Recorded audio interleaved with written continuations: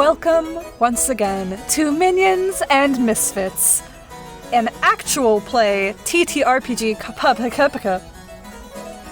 You okay? Take it from the top. She had a stroke. It's okay. It's all on air. I do voice acting, I promise. Well, off kilter. Did I forget to say what's off kilter? We play Minions and Misfits. Instead of your normal schmancy heroes, we play the goobers and the losers and the side characters, the background characters to your D&D adventures. But we use all kinds of systems.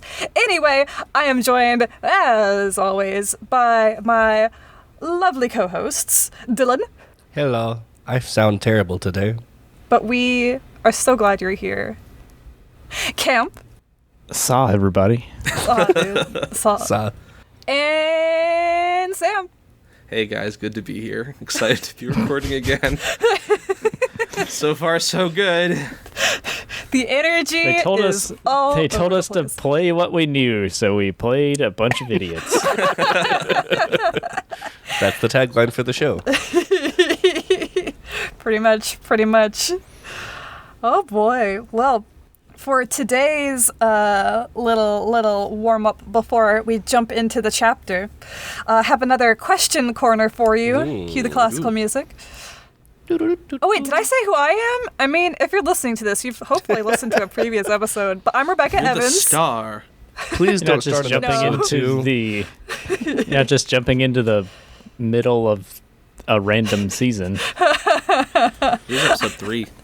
Yeah, I would This is recommend episode 2, isn't it? starting Three. Oh, it at a is three, start. yeah. This is episode 3. Maybe you're some crazy person who likes to jump into the middle of a book and just go for it. I don't know why you would do that with a podcast, especially, but you do Better you. a podcast than a book, I suppose. But Can this chapter be named Don't Start Here? maybe we'll find out if And it then the next fits. one is or here. Oh boy. Okay, so question corner time. To Yes. flesh out our lovely Pearls field, yesterday? It wasn't yesterday. Last time we talked about some who's of Pearls field. Now let's talk about some wheres. I want us Some whats? each. That'll be Ooh, next some time. wheres. This is where in Pearls field. I want us each to come up with a different location for Pearls Field. We've already seen the Goat's Head, the premier tavern of Pearls Field. We've already seen the abandoned mine, which is basically just one A cave. room.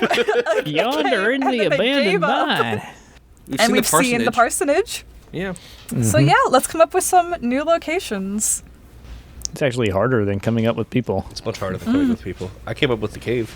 I feel like You did, if you we have a did. parsonage, we have to have a church, right? Yeah, or a temple, a place of worship, a pow, if you will.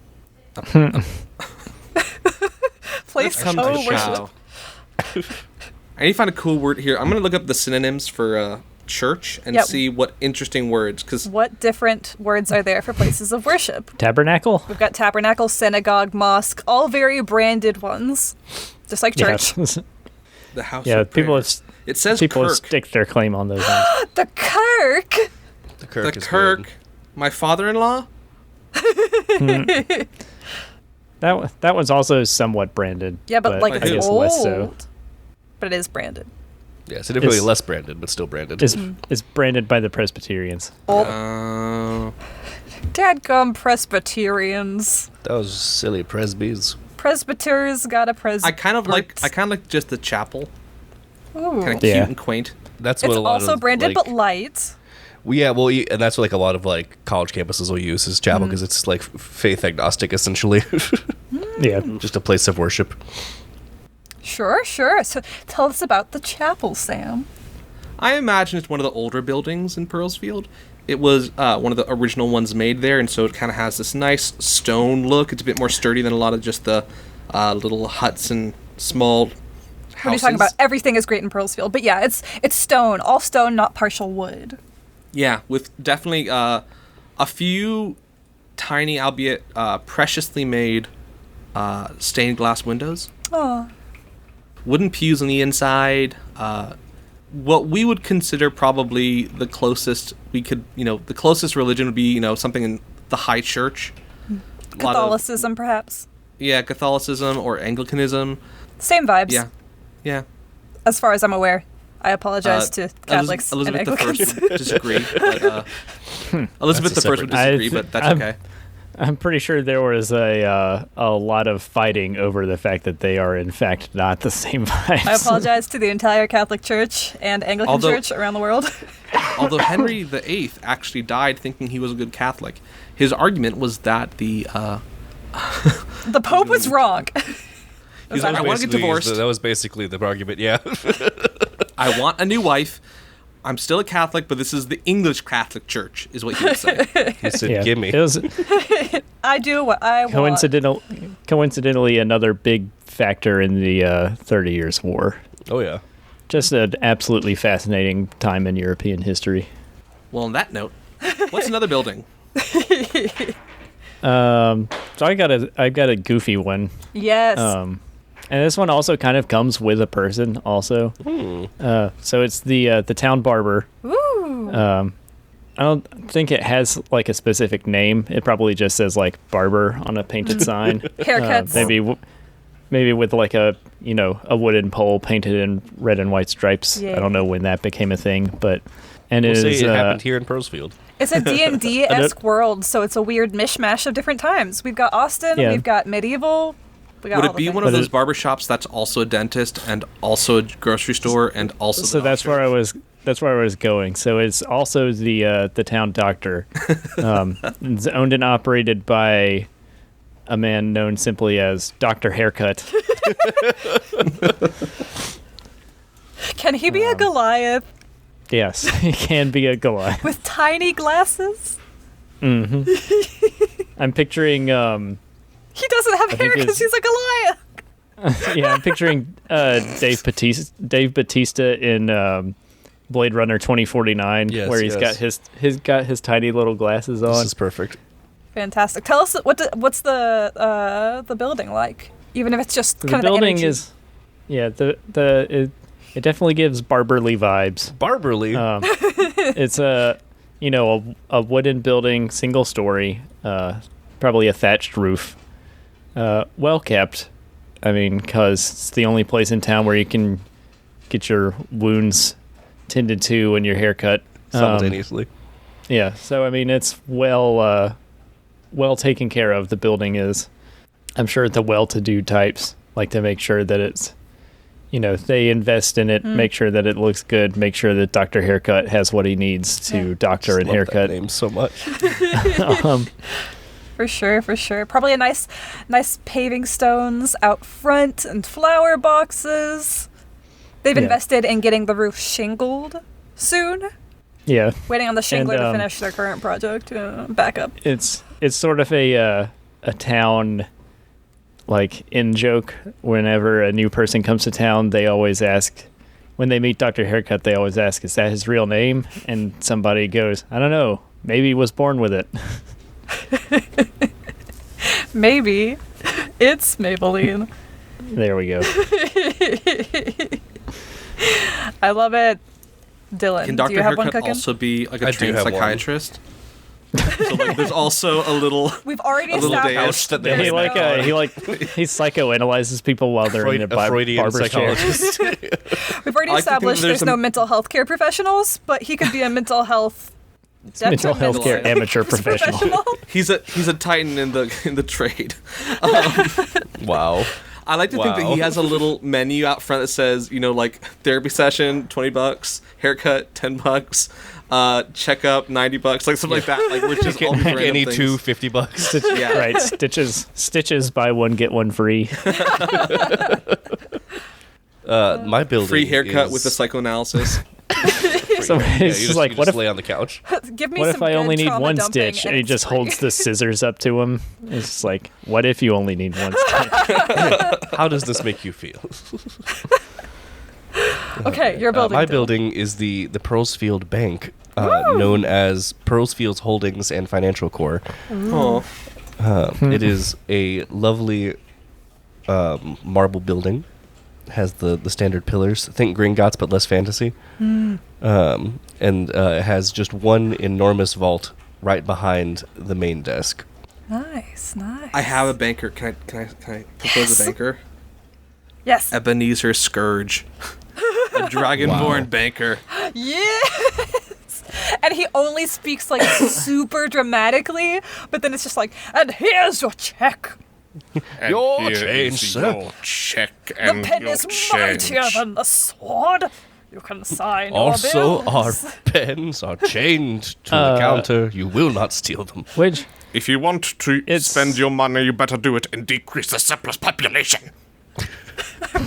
in D&D, it's red dragons that hoard gold. Yes. Yeah, so he's a red dragonborn. Amazing. I'm going to do one too. I'm going to go with the constabulary. Constabulary. 'Cause it's not the Constabulary. watch, it's the constabulary. I feel like I'm... Constabulary. Constabulary. Constabulary. Constabulary. I don't know. Constabulary. Is that what it is? Yeah, I'm pretty sure. Okay. Well, that building, No one bother looking it up. It's okay. it's also one of the oldest buildings in Pearlsfield. It's an old fort that's been repurposed. Things are much more peaceful. Perhaps this was... I think Pearlsfield was once on the outskirts of this kingdom and is now... Almost certainly. now it's expanded far past, and there's not really... fairly central. Yeah, there's not really a need for a fort out here, but it's a cool old stone building on the outside, but on the inside they've like whitewashed the walls. It's very neat. You know, they keep it nice and clean and prim and proper, and even the holding cells are kept fairly clean and bright.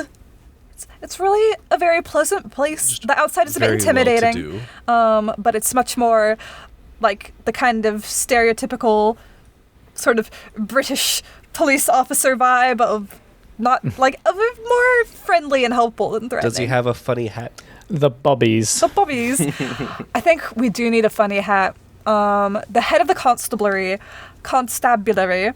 I know Sam had an idea of a head of the constabulary that was a lion folk, and so in my head the head constable is this just leonin or what have you, just this lion man, and he has a funny little hat that he has to have the chin strap because it won't stay on his maned head. I love that. And he speaks, he's a very gentlemanly sort, but he's always making sure Very proper. protect the citizens of Pearlsfield and, help resolve how long conflicts has he been in this between the position? citizens. I think for about a decade. He's been at it Okay. for a while. He's got some gray in his whiskers, just a little bit. And I think he's fairly well beloved because he really is in it for the community, Can like Do we you have said, a running list of NPCs? Because I feel like we're going to need to keep track of these. Yeah, we're going to keep.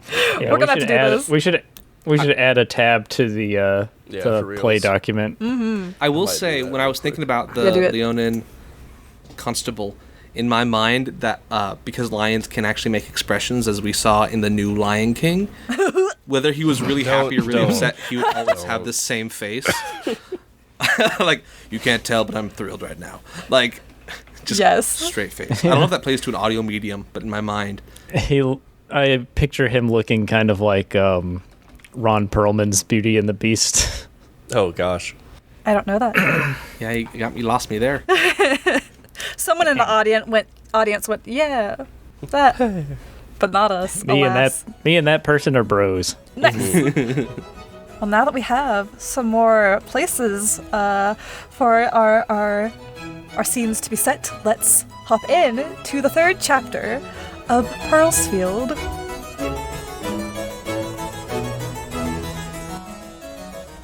Chapter 3, Table Setting. So, when we last left off, we had been doing our novel phase, doing a visitation chapter, Oh, that's right. visiting several little scenes between folks visiting one another, and I wanted to make sure, because we Mine had... was stressful. Yours was very stressful. For you, I thought it was great. But we had a lot of letters before then, and I wanted to make sure if anyone else had any little scenes that they wanted to cover before we move to the next phase of play. I'm good personally.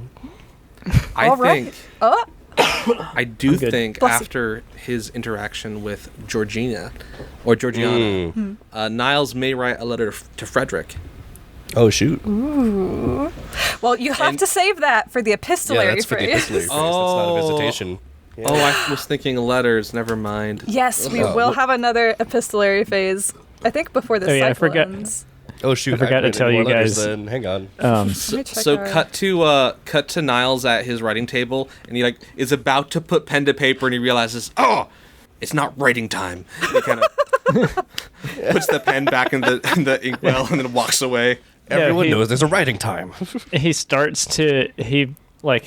touches the pen to the paper, and what's the friar's name or the Father parson? Phineas.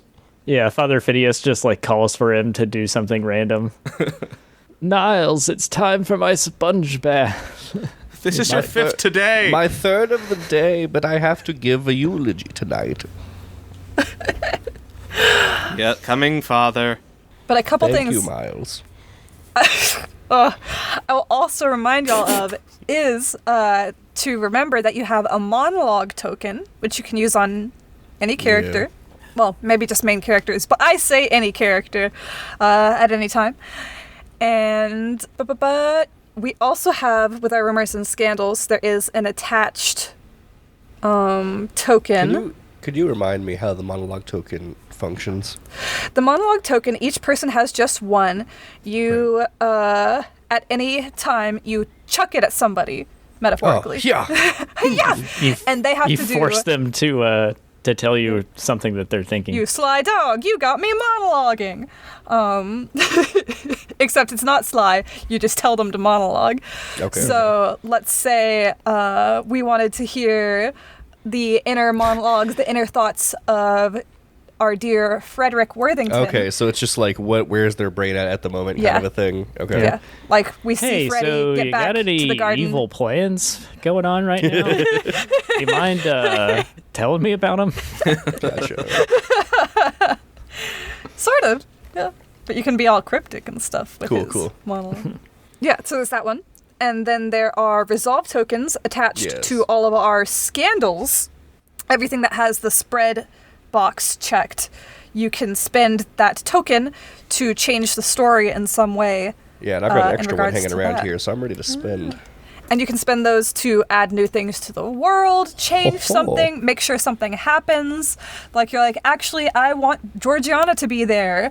I'm going to spend a token and now she's here. Or I want Vlad to have been overhearing this conversation. I'm spending this coin. But if you spend it to Excellent. affect a main character in a negative way or to have them do something, you have to negotiate with the player and give them your token. Perfect. Yes. All right. Okay. This has nothing to do with anything, but I had a random brainworm the other day where I couldn't stop thinking about Ready Freddy being short for Rhetoric Frederick. And there's our episode title. And I completely forgot that we had a character on the podcast named Frederick, so now True. it made me think about it again. Frederick, here I am. Rhetoric.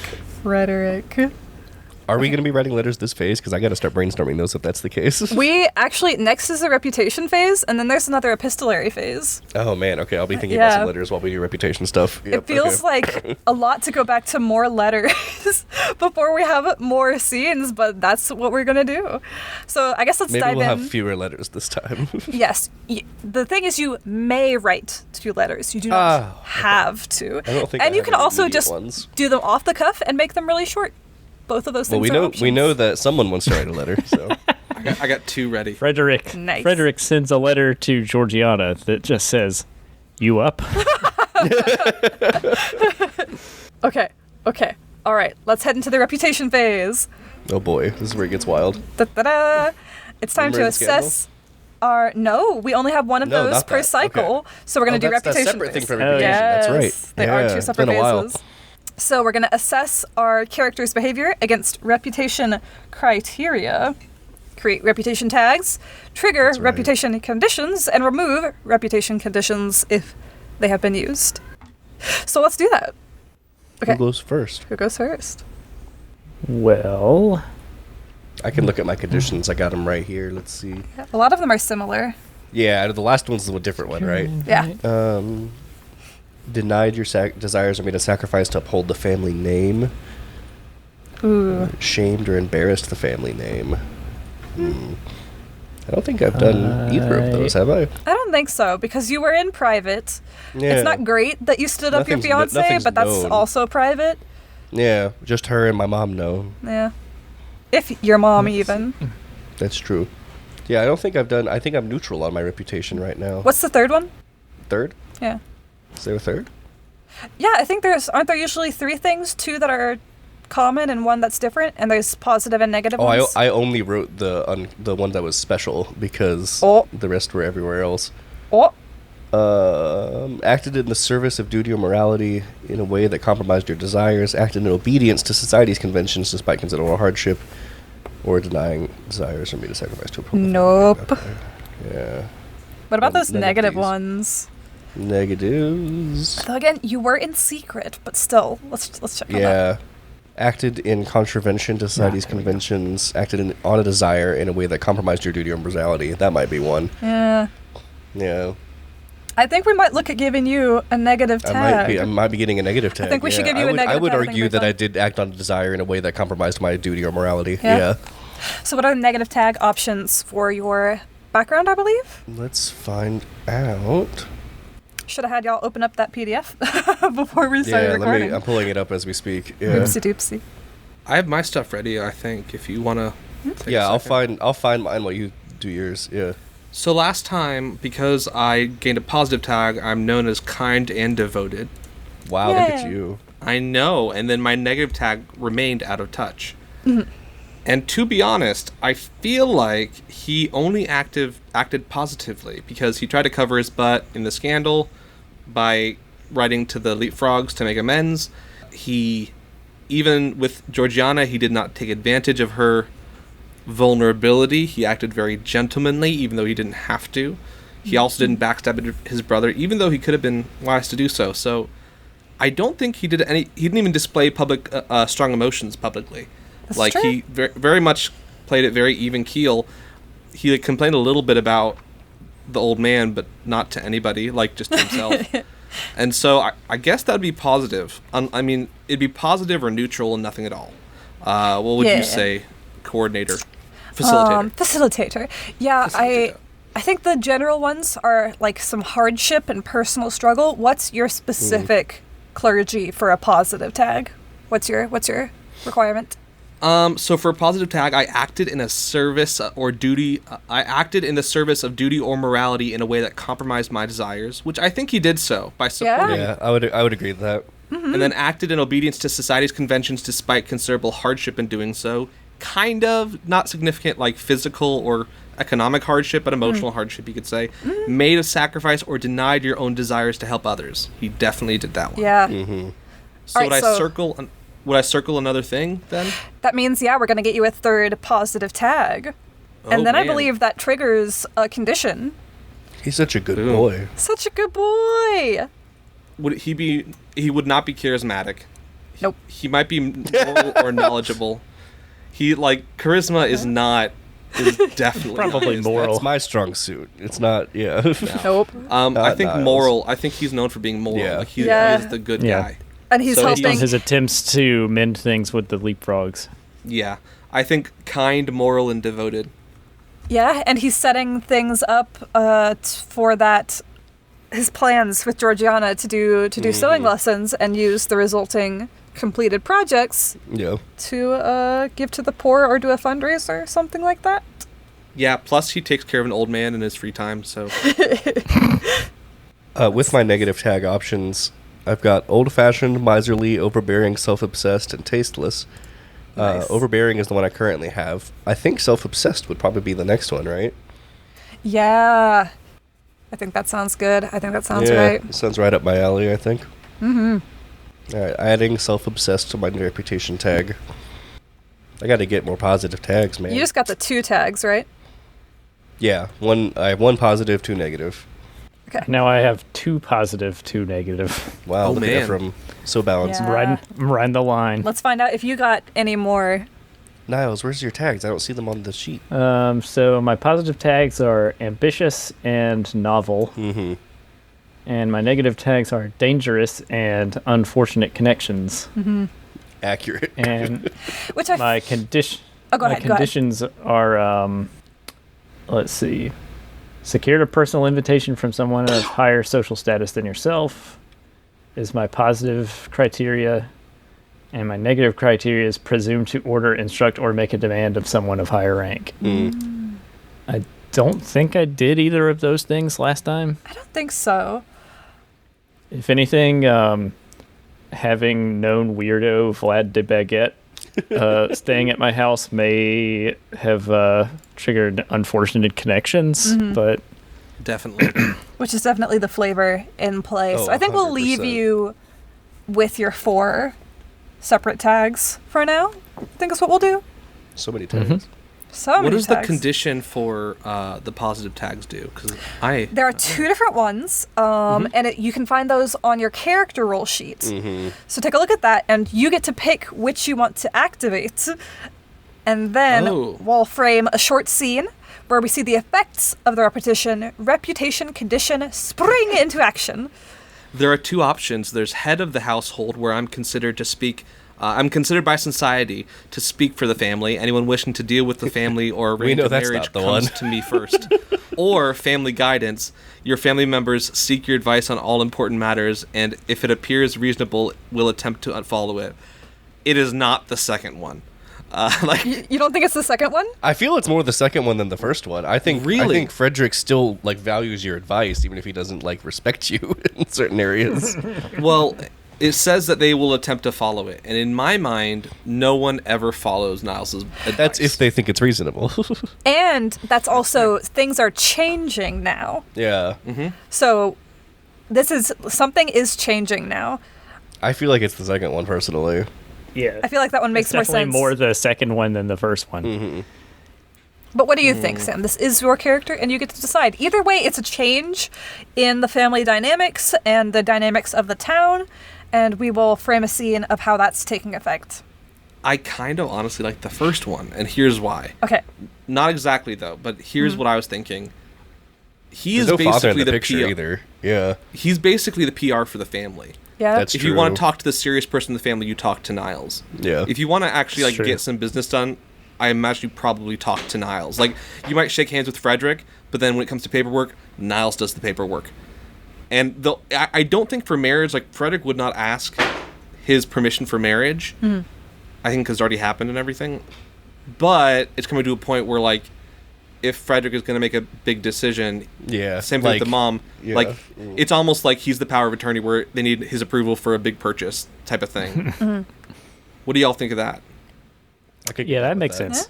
I think it makes sense for him, trying to be more active and take more control. And Yeah, I think it makes sense Head for of the his house? character too. Yeah. Yeah, he doesn't. I don't think he's not a very good talker, and so he doesn't really offer that much advice. I feel like it kind of has to be pulled out of him. People go to him for it, and he's like, kind of do this maybe. But with the head of the household, I don't know, it makes more sense to me. Is that okay? Oh, yeah. Yeah, He is the head of the household. yeah. Frederick is definitely just a big fat party animal. Yeah, figurehead more than anything else. Yeah. Yeah, I'm trying to check. I'm the Robert It's Duvall. it's to more your like I'm James I'm Caan. the it's like I'm the eldest son and therefore should be in charge, but really you're the one that does everything. I'm the Irish lawyer son in this Godfather. You're the older one who gets killed at the That's true. traffic stop. Oh yeah. I'm trying Hear that? to You're James check. Caan. Because I think the tags go away when they are used to trigger a reputation condition. What? But I'm makes not sense. seeing that You here. spend them to do that. Yeah, I think or- they're spent. Yeah. But I don't see that here, so I'm gonna We'll figure it out leave between it for now, sessions. and we'll just do the scene of the head of the household effect taking place. What do you think? Set us up a scene for that, Sam. What does it look like? Oh man, I might need help being queued up here. I hadn't thought that far. I This imagine whole he's- operation was your idea. I imagine he's back at the Worthington mansion. Yeah.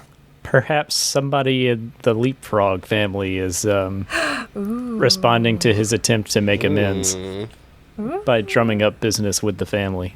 It would definitely be something that causes conflict with the mother. I imagine that somebody, like, the mother wants to do something, and they're like, well, you need Niles' permission. And she's like, I will never. But it's like, well, No. actually, legally, you do need Niles' permission. Like, I don't know, something like that. What day of the week does Niles always go to the Worthington mansion for dinner? Or the estate. I think estate sounds fancier, so we're going with Estate estate. sounds nice. Mhm. Yeah. Yeah. I think Monday to get it over with. There is no Monday. Sorry. In this world, there is a 5-day week. First day, Tuesday, Thursday, fourth day, and five's day. I'd say, I like it. When is the chapel service? Yeah, when do you First hold day. your services? First day? First day. Oh, Do you just man. go after that, like, and just like have your you- best and worst in the same day? I feel like it's a You just lot go on have one day. like Sunday lunch at your first Your parents' house, yeah. Yeah, I feel like, yeah, that's the deal. Yeah, he Probably probably goes dinner. there for dinner. Yeah, 100%. 100%. So it's family dinner. The first day after they first arrived back in Pearlsfield. And the whole family is seated around the large dining room table. Ephraim is there. Georgiana is there. Oh, boy. Is Vlad de Baguette at the Oh, party? please, no. Ephraim and Fred? No, I don't think Ephraim would bring Vlad with him the first time he goes to their house. Are there any other guests? He's a bit more Vlad tactful acted than that. really weird around the chapel for some reason. He didn't. He said he was feeling ill and didn't want to go to the service, and then he was fine. And then we mentioned there was also an evening service, and then he was not fine. Like it was very What is odd. with all these crosses? A different holy symbol. This is not Christianity. Can it be? It's a triangle. It's just a straight up triangle. It's just Gravity Falls. It just it's just it's just an arrow pointing up. Arrow pointing up. Yeah. There we go. There we go. Aren't we calling the god, the deity, the author? Is that what? Yeah, we're yeah. with? Okay. Or it could Yeah. be a feather. You could say, I don't know, A pen. Yeah, I like that. a pen. A pen pointing skyward. So it's often Pen- just like kind of shorthanded line. to an arrow Stick. going up. Yeah. World building. Huzzah! So it's the family plus Ephraim and Georgiana are all at dinner. What are they eating? Frederick. Ooh. We got some freshly caught roast boar. Ooh. Nice. How's the conversation at the table right now? I feel like Ephraim is just turned on the charm spigot Yeah, he while talking lives it up to here. their mother. Yeah. 100%. I feel like it's a long, like awkward, rich person table. Who's sitting near who? I What's feel the like table arrangements? Frederick would be next at to the your head. wife. Yeah, Frederick, and then No, mother's at the head. mother is okay. Mother's at Yeah. the head. Then what? I'll be on the right hand of her. And then Georgiana next to Nah. you. Yeah, And then and then Probably Ephraim. Is Ephraim Yeah. on the other side of mom? Or is Ephraim As sat opposed to next Niles? to? Is Ephraim sat next to Niles? no, I think Ephraim is sat next to Niles, who is at the mother's left hand. Yeah. Oh. So Ephraim is sitting across from Georgiana and next to Niles. Perfect. Or better yet, so if it's like a 6-person table, it goes, at the head of the table is mother, and then to her right is Frederick, to his right is Georgiana, to her right is Ephraim, to Ephraim's right is Niles, to Niles' right is Father Phineas, who he has to kind of feed with a spoon every few minutes. And to his right is the mother again, so it kind of goes around in a This is perfect. angle. Yes. Like there's a toddler chair like for We've nailed It's a gnome chair, a gnome chair, sorry. Didn't which mean is to be also offensive. used by human toddlers, but. So the conversation, like Ephraim's laying on the charm, and Mumsy is. I feel like mom loves Ephraim. Oh yeah. Yes. Too yes. much. He probably brought her like the last bottle of expensive wine. You've been handing out the from last bottle of party. this for a while. Wink. Yeah. Tastes a lot like water. This is just bubbly water. It's all the rage with mead right now. They call it seltzer. For those listening, he then took a sip of his soda. But yes, the conversation is bubbly, and the boar is delicious, and The conversation's as effervescent as the seltzer water. and the butler comes in, goes and leans down by Niles's chair, which immediately draws an raised eyebrow from Mumsy, who slowly sets down her glass of mead and watches as the butler, an elderly orcish gentleman, we'll say, leans over and to Niles and says, "Pardon me, my lord. There is a guest here to see you." Ooh. Oh, you can tell the tanner that we can do confession later. Pardon me, my lord, but we always just turn him away automatically at this point. No, this is a one Lord Leapfrog. Cut to the guardhouse, and there's like just a picture of the tanner pinned up on the wall that says, "Do not let this man enter." He doesn't confess anything. He just sits there. He just wants the company. Oh, Oh, what? He's like midway through a sip and he kind of like coughs like, "Oh, what?" Lord Leapfrog. I see. Somehow, Mumsy has set her fork down even louder than her glass. There's an awkward silence. Ephraim's just and like Niles midway through a bite, he's just like looking back and forth between them, like just doesn't know what's going on. Niles very just kinda, quiet. takes a beat. He's like, "I will be back momentarily." The chair screeches as Mumsy stands up. Oh, no, you can be seated. It's fine. If there is any sort of family business, I believe it would be far more appropriate for me, Reginald, to attend. Fred looks up from his plate and he's like, "Well, yeah. I mean, she runs everything, doesn't she?" Pardon me, Lady Worthington, but Niles, Sir Niles, Lord, Requested by Mr. Niles name. was specifically requested by name by Lord Ephraim Frog. Ephraim chimes in, kind of reading the room, and it's like, "And Madam Worthington, you wouldn't deny me our sparkling conversation for even a moment tonight, would you?" There's Ephraim. She sighs and slowly sits back down, scoots her chair back in, and says, "I'm sure it wasn't anything that important anyway. Take care of it for me, will you, Niles?" Savage. I think Niles is still a little bit puzzled. Like, do they need religious advice? Like, he kind of just gets up and you just hear like the pitter patter of his feet kind of like quietly leave the room. And you can like hear a pen drop. It's just like. You hear the door creak and then slam. Yeah. And he kind of like brushes off himself. He's just wearing kind of his evening clothes, which are the same as his afternoon and morning clothes. Like just the same thing he was wearing at the party, just a very simple like overcoat with an undercoat and the little white stripes that kind of drape down from his neck. And his hair is back in a ponytail. And he kind of goes into the main foyer or whatever, wherever the welcoming area is. The sitting room. The sitting room. Ah, yes. Mm-hmm. Niles, you are escorted by the butler, Reginald, into the lovely sitting room where Lord Leapfrog is. I gotta also remember that It's Baron Leapfrog, right? they said Lord Leapfrog. Oh, that's right. But y'all are also not lords and ladies, because that's like a title. No. Y'all are Misters and Misses. That's what they would be I think I'd be referred the to. honorable mister or the something like that. I don't know. Something. You are No, 'cause- a reverend, but you're just like the under. You're still trained. I don't know what your title is. The less honorable. Well, I know it feels like their father might have been a lord, and if your father's a lord in England, you become the honorable or the right honorable. This isn't England.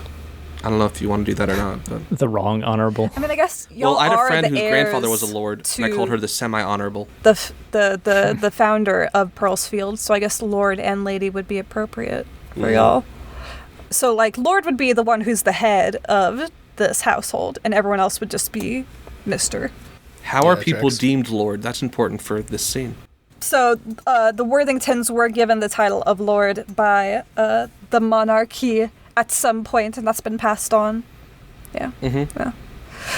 Yes, so you are escorted into the sitting room where Lord Leapfrog rises from a plush chair. He is just dressed to the nines. Again, just a frog man. Think like Frog and Toad, those lovely books. But Those are my childhood, man. I love it.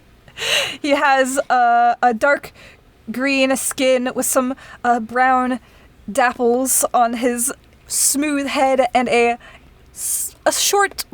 No, I don't think that's quite in vogue. But actually bushy. We're going to go with a bushy mustache instead of a pencil mustache. Ah. Mix up the frog The kind of vibes. mustache you can picture going hump. Yes. Yes. He kind of does a little bit of a bow and just says, Lord Leapfrog, Lord what brings you here at this hour? Lord Leapfrog returns an elegant bow and says, Lord Worthington, I appreciate you taking the time to speak with me. Oh, please. My mother is the lady of the house, however, I have not earned the title of Lord. But He scoffs and turns and rests his hand on a windowsill, looking out on the grounds of the Worthington estate. and I feel like Niles kind of looks past him like, what is he looking at? Like, I imagine him, hat in one hand, just silhouetted by the evening sunlight coming through the window. Very dramatic. Like and a, he's I a mean, he has frog. like A He has painter the- just appears out of nowhere and just starts sketching it out really, like, way too quickly on a canvas. Niles just remembers a portrait he once saw of Lord Leapfrog where he's posed exactly like this. He's like, huh, I see it. He turns back from the window to look Niles in the face and says, Every person in Pearlsfield is aware that your mother is no head of the Worthington estate, certainly not worthy of being called the lady of the house. Lord Worthington, that role is only suitable for a moral gentleman such as yourself. And that is why I must speak with you today. Very well. I'm listening. Very kind of you to say. He takes a deep breath and takes a step forward. What's he going to talk about, you guys? When he takes a deep breath, does his, like, frog neck blow out? Yes, it does. He's halfway across the room, and yet when he breathes in, like, the neck almost touches Niles. No. Like, yeah, that's... I shan't mention it. It would be rather rude. Yeah, Niles is just like, ugh. But we've got a couple scandals that he could be here to talk about. I want to know, Peanut Gallery, what do you think he's here to talk about? And are you willing to spend a resolve token from the scandal board to make it happen? I'll spend a token to have him address the scandal with Niles about him and Tiana Ooh. to see if there's any truth to the matter. Yes. Perfect. I'll co-sign that. All right. Remove that check mark for me. I think you just removed the whole scandal as well. Yeah, I think it gets spent when you do that. So he steps forward, hat in one hand, his other hand grasping his coat. He knows you'll tell the truth. Lord Worthington, I'm sure you can assume why I am here. Just blank stares. He's very hard to read because he's a frog. His face doesn't emote. Just two big bulbous eyes. Like, I can't read this guy. And a big bushy mustache. Just eyes and mustache, that's all you see. Any trace of a smile? Not under that mustache. You any can't see trace- that mouth. Any trace of a frown? No. He, like, licks his eyeball. Is that a tell? So what do you say? I'm sorry. He's here Use to the middle of talk a about sentence. his daughter, Tiana. Yes. We had a brief, albeit pleasant correspondence. That's not the... Oh, boy. Wait, what was... No. He wrote Baron Leapfrog a while ago, didn't he? No, he wrote to didn't write- Tiana at the start of the week of last week. He wrote to Tiana about their parents fighting. Oh, yes. So that's what Niles says, and Lord Leapfrog takes a deep what a breath terrible answer. and looks away and says, "My Tiana is truly the finest young lady in all of Deepwell." No, they're not from Deepwell. They're from Gold Dig.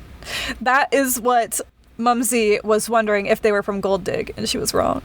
Changing it. Yeah. Not to be associated with the Gold Dig Leapfrogs. That's a very different part of the family. Yes. Yes.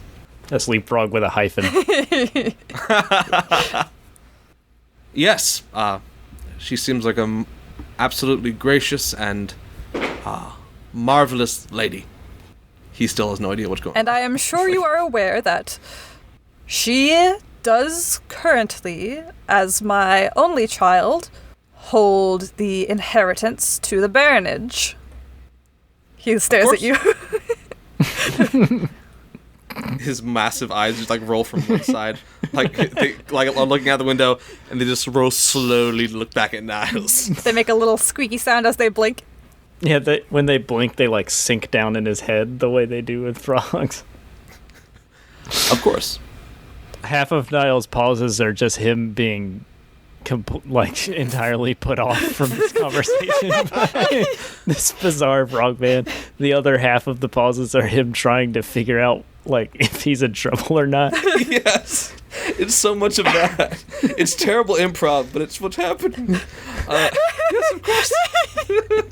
Yes, and He then says, "Let me speak frankly with you, Lord Worthington. My Tiana has experienced serious heartbreak in recent months.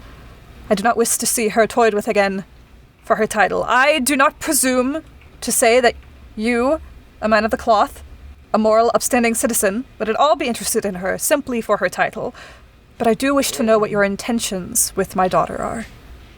okay, he doesn't say that. This is saying that. All right, in Miles' mind right now, it's definitely it's one of those moments in an anime where the character is screaming at the screen, but their mouth isn't moving. It's a hardcore anime moment right now where he's freaking out on the inside, but it's just not showing on his face. His eyes are just wide and his teeth are gritted. But he's gonna try very, very hard to be sly right now. Yes, that. Well, as you know, my mother is a difficult woman to contain, especially when it comes to upholding our family name. Would you agree? He nods, which is sort of like his chin sinking into his body. The mustache just bobs. And as you know, our dear father passed away several years ago because of a terrible accident regarding a donkey fighting a horse. That's the lore.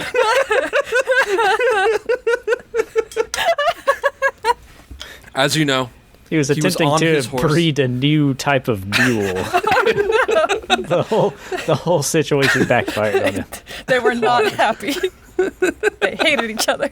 As you know, he was a strong man, but not stronger than a hoof and another hoof. And a third hoof. And then a third. And a third hoof. And then once the children saw him and started throwing stones, it was over. It's just my new favorite. They say for this. they say he died of embarrassment.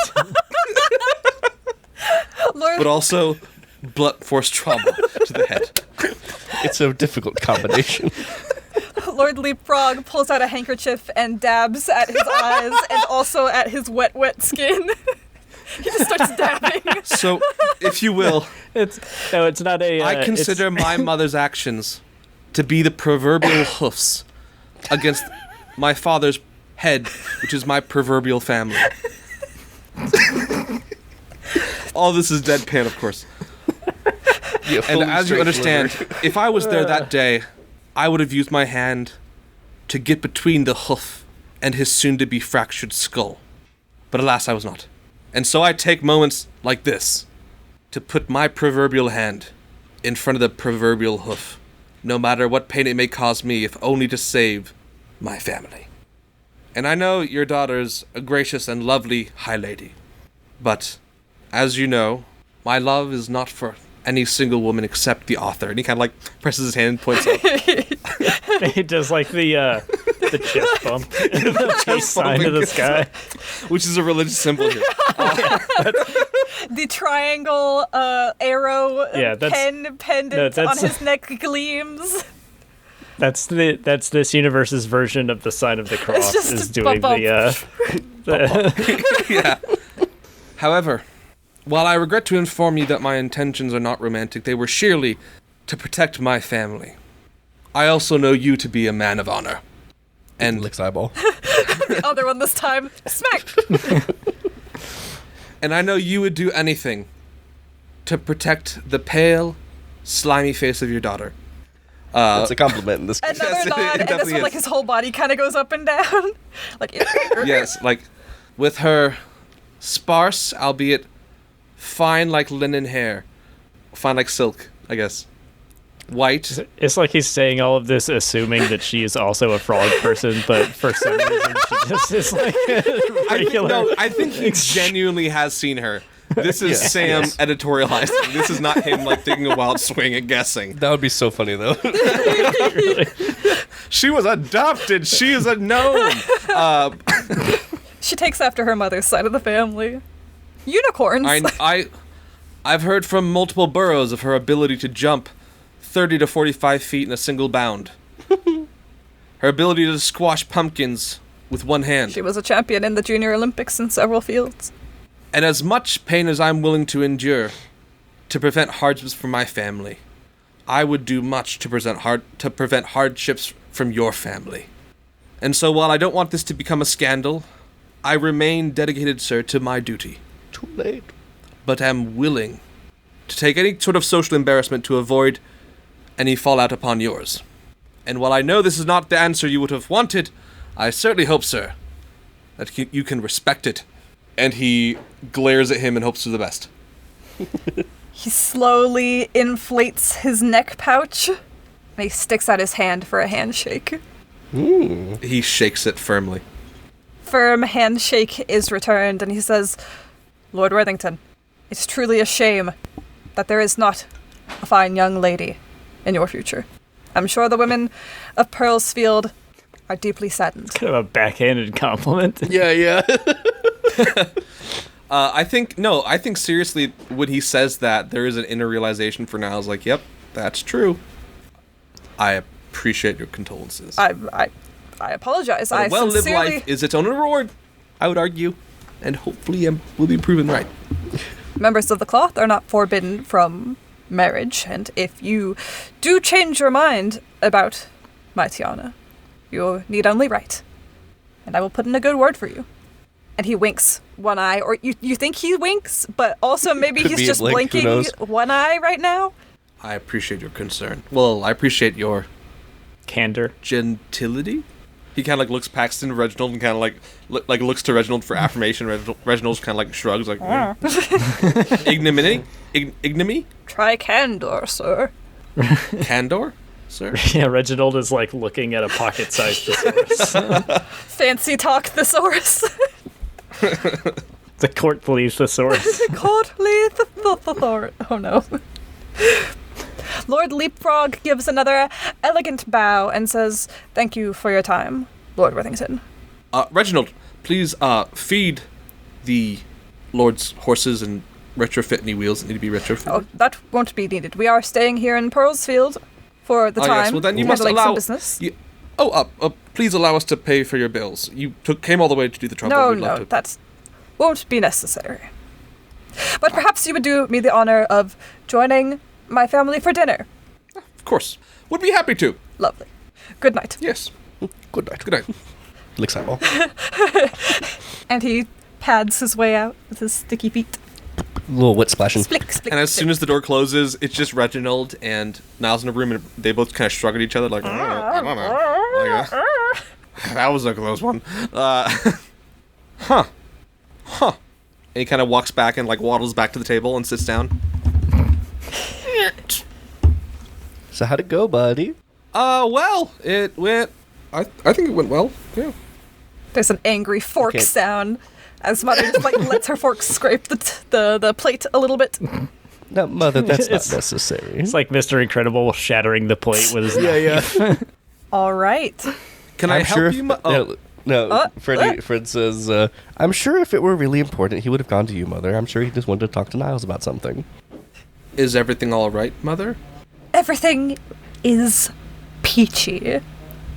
She hates peaches. That's not good. She's allergic to those. The P word. Peaches. Lord Leapfrog just had some family business he needed to see taken care of, and I spoke to him and I ironed it out. Georgiana's eyes sparkle from across the table. She says nothing. She just raises an eyebrow and gives a little smile. And from now on, next time you want to use the family credit card, let me know. You can just I don't know what the equivalent to like the credit card is in that system. The family checkbook. Yeah, Yes, that one. Yeah, let's say in the next couple of days you do get a letter from the bank saying that things have He's been like- moved over as was appropriate as you have taken on the headship of the household. Ooh. It's just what's been He likes going after around. he- So After he now says do I that he- erase my tags so I'm no longer kind, moral, or devoted? I mean, that's still like what people think of you as, but they're no longer like points, I think, but don't erase them yet just in case. I'll go Okay. dig through the rule book and make sure. Okay, sweet. But maybe just put like marks by them. He like crams all of the food into his mouth and then leaves the dinner with the father just under his arm. That's exactly what happens. Fantastic. And that's how the scene ends. Lovely. We are going to enter our second epistolary phase of this cycle of play and get ready for upkeep, which we'll probably start our next chapter with. Dylan had to hop out because he wasn't feeling super well, but he will be back with us next time. So let's do a couple letters. Again, you can do up to 2 letters from your main character or your connection, and you can request letters, but you do not have to do any if you don't feel it's fitting. Sam, are you ready for your letter, or do you need some time? Because I have one. I have 2. I can do one, and you can do one. I can do one because I have a. All right, my Yeah. first one is from Vlad. What is the name of the people who came into the house earlier that week? The bugbear and the dwarf. Yes, I need a family name. Which, if you don't know what a bugbear looks like, they're these furry goblinoids. They don't look super goblin-y other than having big ears. They're kind of like bears mixed with goblins, and they're very fuzzy and furry and cute. I think they're really cute. Anyway, so those two, they were courting. They were not yet wed. The bugbear is Mr. I'm trying to think of a good goblinoid name. Mr. McPherson. Mr. McPherson. And Miss Nickelback. Just trying to think of like something now she has to metal, die. something Nuh-uh. like iron, and I thought of nickel, and then I was like Nickelback of the gold dig Nickelbacks. Well, so one guy, the guy was drained, right? Mm-hmm. Did he die? Nah, he lived. Like, how does? They got him into the basement, and it was kind of chill for a bit, and then she was like, "Oh wait, Mr. Nickelback is like dying. This isn't just a weird greeting like we thought it was." So she punched Vlad right in the eye and carried Mr. I do need to know- What was his yeah. name again? McPherson. McPherson. Mr. McPherson. Out there. So, for the record, this is important. Does Vlad need to kill someone to feed? No. Because I feel like in some vampire stories, it's just like each need to like suck some of their blood and they feel woozy. And in some, it's just like I'm gonna rip their whole throat out, and that's the only way that I'll be okay. Like it's kind of weird. I think vampire stories where they have to just totally murder someone are lame. I think that's Fair. boring. We're going with kind of like defeats the metaphor. yeah. Yeah. Okay. So he got what he needed, and because does he secretly need to murder people? Okay, he doesn't need to. So that's just to be clear. Sweet. Okay, it's to both of them then, because I imagine that Mr. McPherson took ill and is being cared for by Miss Nickelback. Dear Penny Nickelback is her full name. There are several attempts to write their names, and they're, like half the page is dedicated to writing their names incorrectly. But when he finally gets it, it goes, "My sincerest apologies for the incident that happened last," it like scratched out several days, Tuesday. Is it spelled correctly or like our Tuesday? It's like our Tuesday. Yes, like our, Why would you spell something like this? When I slipped and fell on your gentleman suitor, I was unable to get my teeth out, which made for quite a silly and spontaneous situation. The several gallons of blood he lost are regrettable. And he puts in parentheses, but I do ask that you pay for our laundromat. If you would like, comma. I'm thinking like I'm dictating to Siri. This is him dictating to Pierre. It is. Pierre Yeah. just does No, it don't write that. exactly. Yeah, this is exactly. No, do not write that. Don't put that in there. Do you have a drink? No drink? That's sad. Back to the letter. If you would like, I would love for you both to come over for another dinner where hopefully there will be fewer accidents. Period. That's it. I think that was a pretty good letter. What do you think, Pierre? Question mark. Why did I say that? Why are you writing? The letter is done. We just want them to come back. Stop it, Pierre. XOXOXO, Vlad de Baguette. P.S. Please read it back to me. Yeah. Amazing. I imagine this is brought to Miss Nickelback while she is by the bedside of Mr. McPherson. McPherson. And she turns from dabbing his fuzzy forehead, but it's just all eyebrow, with a damp cloth, and she pulls it back and it's covered with fur. And she turns. We're invited to another dinner. Like, Great. Actually, I'm going to spend I keep forgetting what they're called. The token?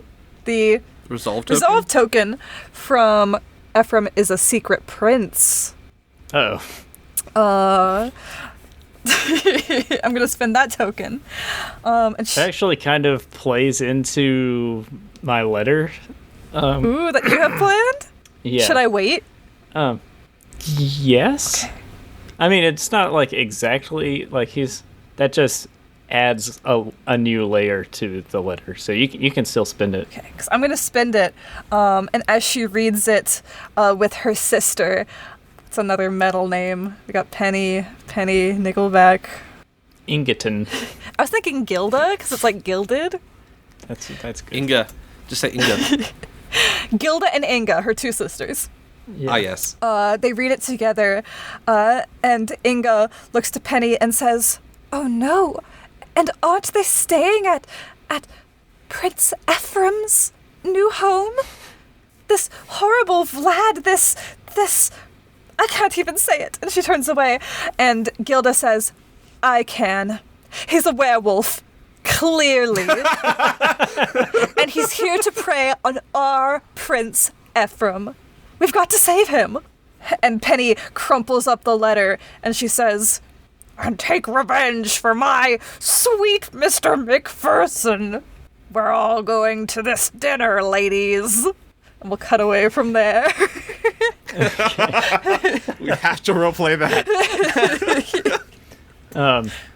So Ephraim is writing a letter to. I can't decide if it should be a letter to Tiana Leapfrog or Baron Leapfrog. Baron Leapfrog is Lord Leapfrog's father. Okay. He's back Oh, in dang. Deepwell. Okay, so Lord Leapfrog. It is essentially he's finagling. He's trying to finagle an invite to the same dinner that Niles got invited to. Nice. So I guess he's going to he's sending a flattering letter to Tiana Leapfrog, having perhaps overheard from maybe some of the other servants at Worthington Estate that some details of the conversation that went down between Niles and Lord Leapfrog. If you want to make it a guaranteed success, or even pull more strings, make more things happen, you could spend a resolve token, or even spend one from a scandal if you think you can twist that scandal to get you an invite. So we spent the one from Tiana and Niles, right? Yes, but we still have Lady Worthington having a falling out with Baron Leapfrog, if you think you could twist that somehow. Or Lady Worthington being a lush. Right. I don't know if that one's fading at all. That one's spread. That's why he would be able to use the resolve token. That's gone from rumor to fact. So there's two angles that he could approach this, right? Maybe he does both angles, honestly. You can just use the resolve token to do something else extreme. Not extreme, but like, He sends a flattering letter to Tiana Leapfrog, and just some flowery poetry, and at the same time sends a letter to Lord Leapfrog, claiming to have some info about, basically claiming to have some dirt on Lady Worthington for his father, the Baron, with whom she had a falling out. Ooh. I will have you spend that token from the scandal and it is spent. Get yourself an invite to the family dinner. Ooh, we've got two more we've got two dinners. I wonder if we can combine them somehow. I wonder if they'll get combined. But anyway. Maybe he offers to host it. Which one does? Lord Leapfrog or Vlad? Ephraim offers to host the dinner at his. Oh, what if home. instead he's just hosting a whole different dinner? Maybe he has like a sketchy estate between the two cities, the two towns, and he invites everyone to it. No, he has his country home. He has a home in Pearlsfield, and that's where everyone is at right now. Mr. McPherson and the Pearlsfield Nickelbacks all live in Pearlsfield. The Leapfrogs are currently visiting Pearlsfield. We don't know where they're staying right now. Not to be affiliated with the Gold Dig Leapfrogs, who are, again, gnomes. And do not have a lordship or a baronage. Stop getting them confused. Are hyphenated. They are hyphenated.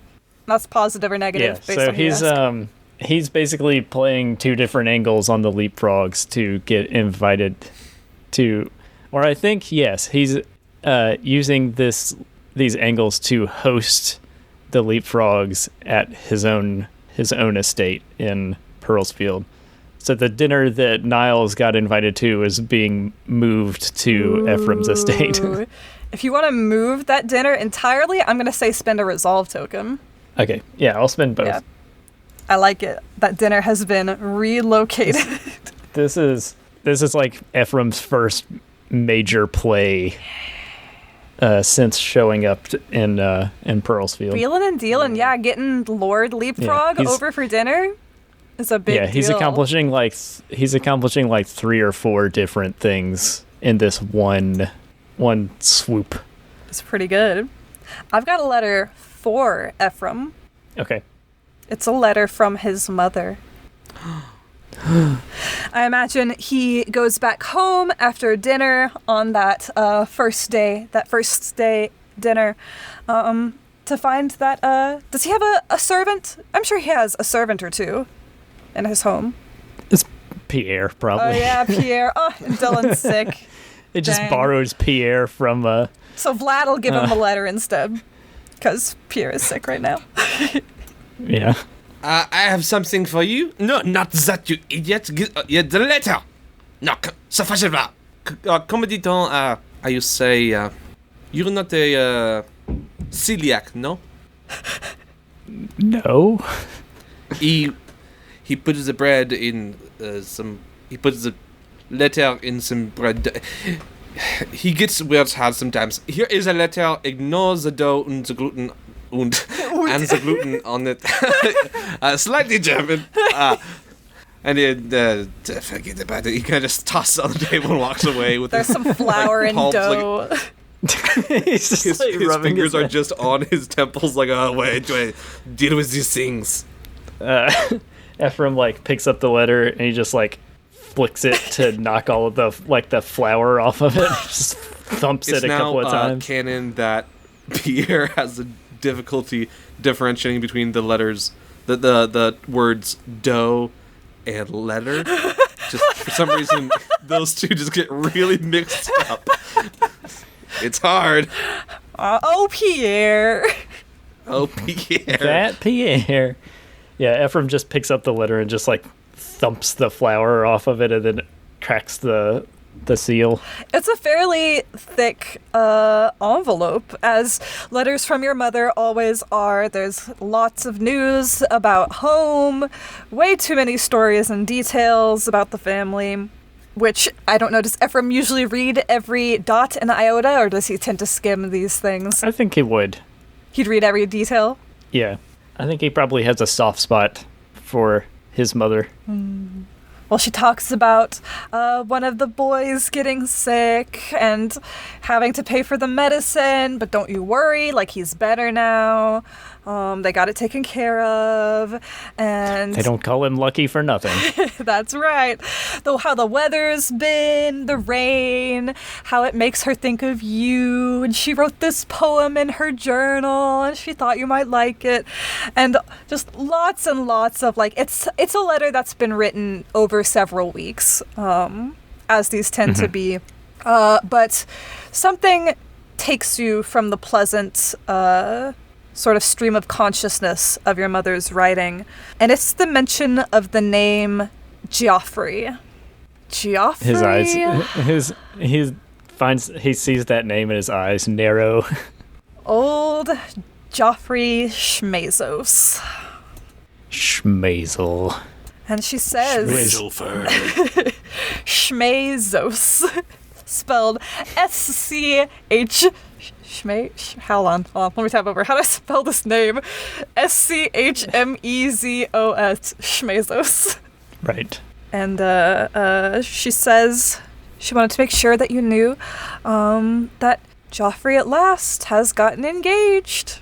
Hard to imagine this boy that you grew up with finally getting engaged, and how sad she is that his mother won't be able to see the wedding. He's like reading the part that you're saying out loud now, and he just like fast forwards through it until he finds the name of the person that he's engaged to. Let's see, what's the name? You hear the voiceover narration scramble like it's being actually fast forwarded. Help me come up with a random lady. It's some highfalutin lady. Lady Anna Kendrick. Lady Anna Kendrick. Yeah, the last name is Anna Kendrick. one word. One word. Lady Anna Kendrick. Lady Banana Anna Kendrick. Sorry, that's dumb. No. Her first name isn't Banana, but she is heir to a banana fortune from the coast. Yeah, of course. It's from The another... Banana Anna Kendricks? That's right. She is very wealthy, very well-to-do. Do you go back to some of the parts you skipped over? I think his reverie is spoiled by the mention of Jeffrey Schmazos. There's even the name is mentioned specifically in a newspaper clip. There's this new newspaper thing that's been spreading, and this is from a Capital newsletter that she managed to get her hands on, and it's got like actual, print, typewriter print, but then in the little picture, it's like a medieval style drawing of this guy and this lady, this very like goofy like medieval, but the face of the man is super realistic, and it's like chiseled. He has this swooping hair and this perfect little beard, and he's got this gleam in his eyes. This annoying gleam. She included the newspaper clipping. Okay. I think he kind of stops. He reads the newspaper clipping and he folds the letter up carefully and sets it aside with the rest of the letters from his mother. And he takes the newspaper clipping and he very carefully and painstakingly folds it into a paper airplane and then he just like slumps back in his chair and just throws the paper airplane straight into the fireplace. Nice. As it sizzles up for a moment, the last things we see surrounded by embers is the chiseled and handsome face of Lord Schmezos, and the title that has burnt down from the full title to just Schmezos marries into Banana Fortune.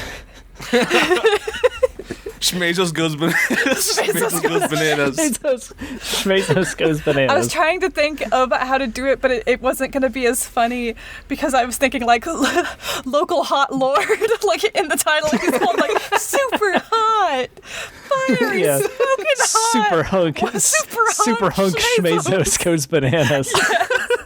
And it just burns down to smoking hot. I have not listened. So when I listened to episode 0, I skipped past the part where I find out about the backstories because I wanted to keep it secret for the sake of listening. I have no idea what's going on here. From my perspective, all that I know is that Ephraim is really jealous of somebody who looks a little bit better than he does.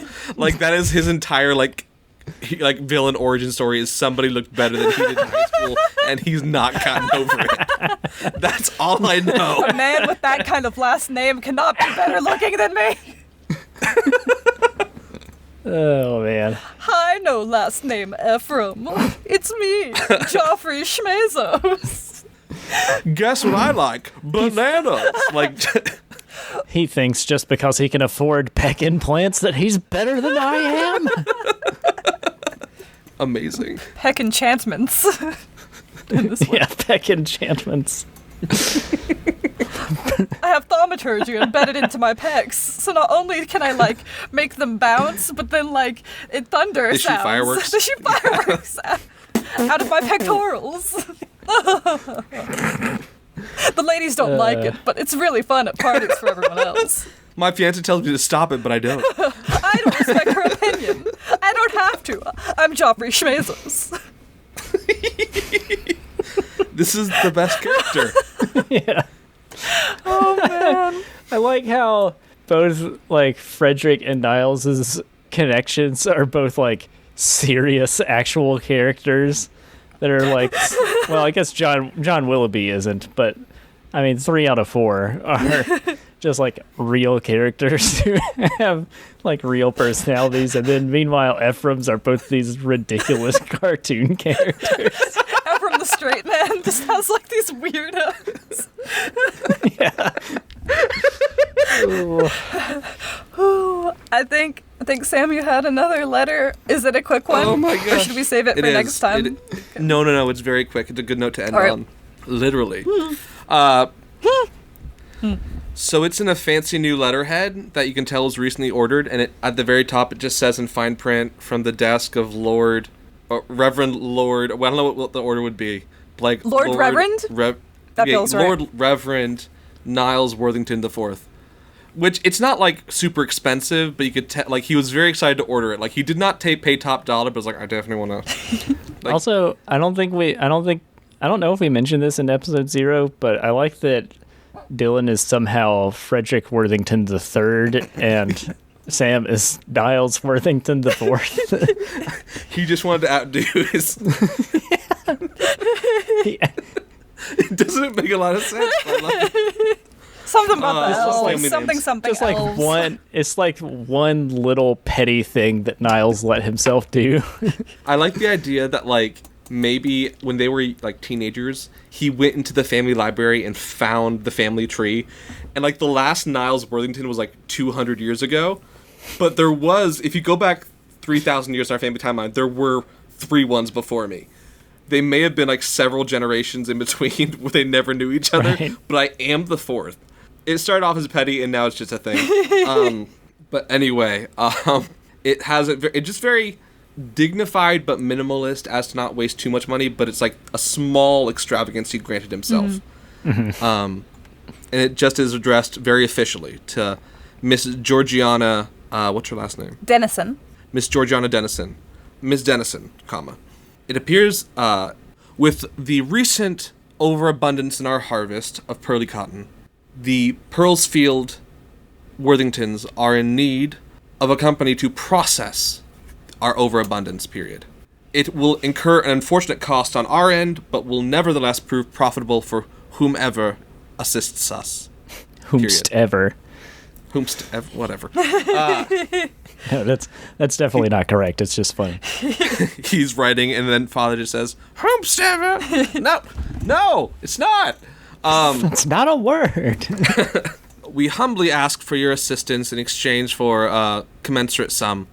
Our apologies for our last-minute endeavor and inconvenience. I hope you can oblige. Sincerely, Lord Reverend Worthington IV. Nice. Signed, yeah. How does he... And then he just writes, below that, Niles. How does he get the letter to her? I feel like you'd want to mail it in the most official way possible. Like, the most professional, even though there's no... Like, he could have just hand-delivered it, it would have been fine. But, like, it's definitely, like, whatever, through the postage that... I mean, he wouldn't care if it was seen as public, because it looks very professional. It's like, oh, wow, they're getting a great public deal. What would that look like in the town of Pearlsfield? I don't know what the mailing looks like there. And you're the facilitator. I mean... So that sounded rude. I didn't mean to be rude. Like, and you're the facilitator. Make it work. No, I have no idea what Regency-era mail systems were like. I mean, I'm sure things were carried by carriage in between towns. But in town, there probably would be couriers on horseback as well as on foot. If you wanted this to be public to help, or do you want this to be public or do you want this to be private? Because she did come to you in confidence about the fire and the lack of funds. Yeah, well, he's also phrasing it in a way where it doesn't indicate they need help. It's more like, oh, hey, we really need your help. Like, we know you're professionals and this is a small job for you. And it's a bit tongue-in-cheek between the two of them, but someone reading it wouldn't really see it as such, I imagine. Really, what it is serving as is him basically giving her free money to do, like, this really easy job. But only they would understand the importance of that. Anyone in Pearlsfield who would have heard the news would be like, wow, she's pouring money into our town to help us out. That's awesome of her. And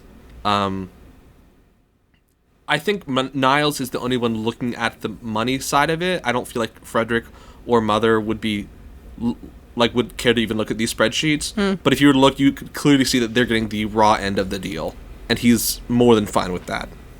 I think because it's Georgiana. I think she is either getting things set up for or is starting those sewing classes in Pearlsfield.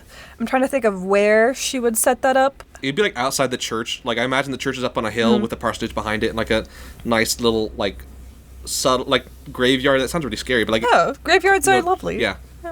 And I feel like there's probably a courtyard where she can be having it, where he'd let her host it. Yeah, she's walking around, helping ladies get set up and get started on their work. When a little courier boy runs up, maybe a boy, maybe a man, because it's a little goblin guy. And he's got a bird nest on his head as he runs up with a satchel. Oh, you're doing a different throwback. I was going to say, can we make him a gnome with a New Zealand accent? But no, what you're doing... Dang. One day. But yeah, a goblin with a nest on his head runs up with his satchel. What does he say, Cam? I'm looking for a Georgiana Dennison. Oh, yes, that's me. I acquired this letter for you.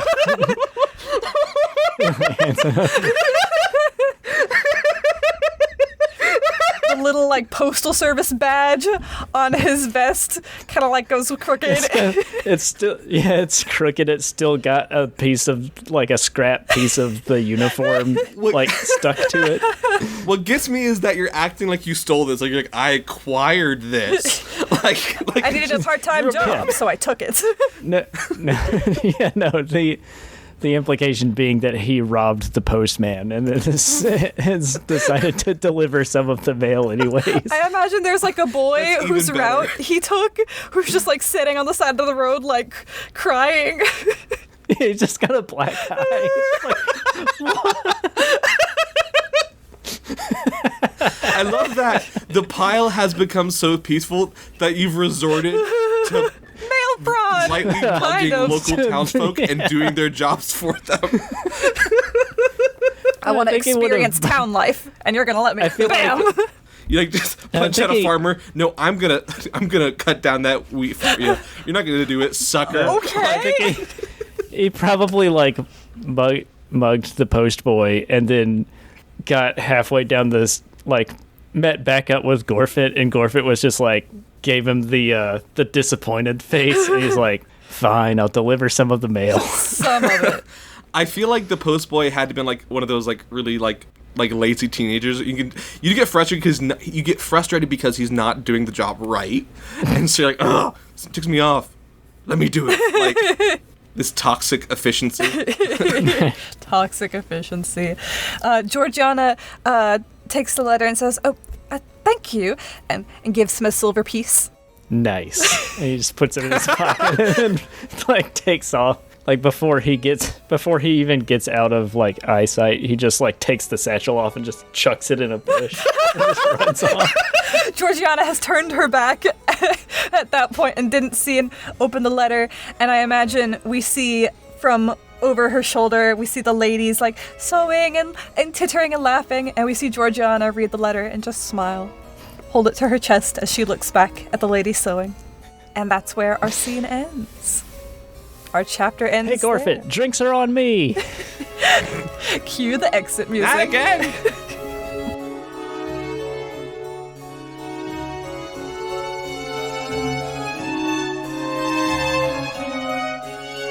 Hey everybody, Cam here. Thanks for listening to Minions and Misfits. If you like what you heard, don't forget to check out our socials. The links are down in the description. And please, leave us a review on whatever app you use to listen to your podcast. It'll help us reach more people who can enjoy the episode that you just listened to. See you next time.